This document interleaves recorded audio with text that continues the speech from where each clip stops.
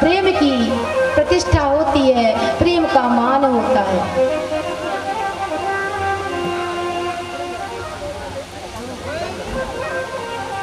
कोई आपका कितना भी प्यारा हो, पतिदेव 24 घंटे घर में पड़े रहें, कुछ देर तो पत्नियां सेवा करेंगी और 1-2 दिन बीत जाने के बाद पुनः कहेंगी स्वामी जी थोड़ा घर से भी तो निकल जाया करिए, दिन भर घर में पड़े रहते हैं, कुछ काम धाम नहीं है क्या। और लेकिन अगर वही पति कुछ दिन के लिए बाहर चले जाएं कुछ कार्यवश, तो वही पत्नियां विरह की अग्नि में इंतजार करती हैं अपने स्वामी का कि ना जाने कब आएंगे, ना जाने कब आएंगे, कैसे होंगे, कैसे रहते होंगे। और जैसे ही दरवाजे में खट होती है, ध्यान दरवाजे में ही लगाए रखती हैं और खट हुई कि नहीं दौड़ लगाकर पहुंचती है दरवाजे की ओर कि स्वामी आ गए। तो विरह ही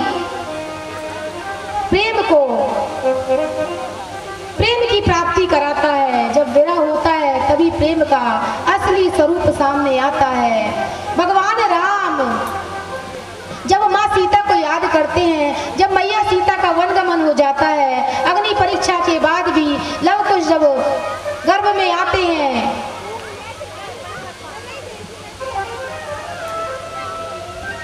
और मात्र एक व्यंग के कारण माते सीते को वनगमन होता है, वन की ओर जाना पड़ता है। तो भगवान राम आज माँ सीता को याद करते हैं और लक्ष्मण से कहते हैं कि हे सीता, हे लक्ष्मण, सीता मेरी कौन थी, कौन थी सीता।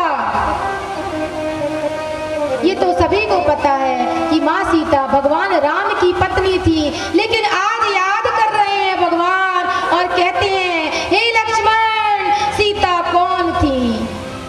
विराग्नि में आज भगवान जल रहे हैं, रो रहे हैं सीता को याद करके।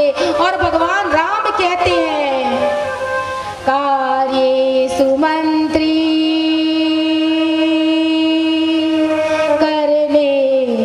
दासी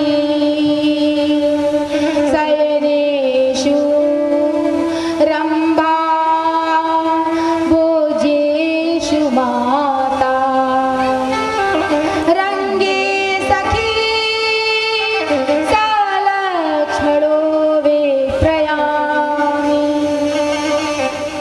सीता कौन थी लक्ष्मण, सीता मेरी कौन थी। हे लक्ष्मण, जब मैं राज कार्य के कार्य करता था, जब मैं राजपाट के कार्य करता था, जब मुझे कोई असमंजस हो जाता था तो सीता मेरी मंत्री बन जाती थी। एक मंत्री की बात ही वह मेरे राज कार्यों में मुझे सलाह देती थी, उचित सलाह देती थी कि ये स्वामी आप ऐसा करिए, इसमें ही प्रजा का कल्याण है। वह मंत्री बन जाती थी। दासी जब कार्य करती थी तो एक दासी की भांति निरंतर सेवा करती थी, कार्य करती थी, दासी बन जाती थी मेरी सीता। हे लक्ष्मण, सीता कौन थी। अनवरत नेत्र सजल हैं, रो रहे हैं आज प्रभु।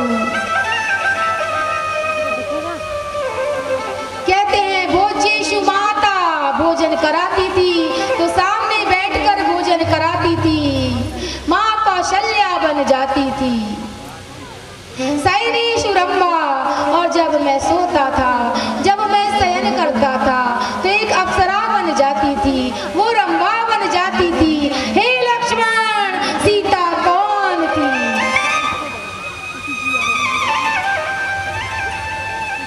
और जब मैं युद्ध में जाता था तो सीता मेरी मित्र बन जाती थी, एक मित्र की भांति वह मुझे ढांढस बंधाती थी कि हे प्रभु आप निश्चिंत होकर युद्ध में जाइए, आपको अवश्य विजय श्री मिलेगी, घर की चिंता मत करिएगा। ऐसी थी मेरी सीता। हे लक्ष्मण, ऐसी थी मेरी सीता। आज विरागनी ने सीता पास में थी तो शायद राम उनकी महिमा को ना जान पाए हो, लेकिन आज सीता वनगमन में चली गई, वन को चली गई, तो आज भगवान सीता की महिमा को गा रहे हैं, प्रेमाग्नि में जल रहे हैं। नारी की महिमा, कितना वर्णन करें उस नारी की महिमा का। नारी के अंदर जो तप और बल है, नारी के अंदर जो सहन शक्ति और साधना है, नारी जननी है, अपने एक देह से दूसरे देह को जो जन्म देती है,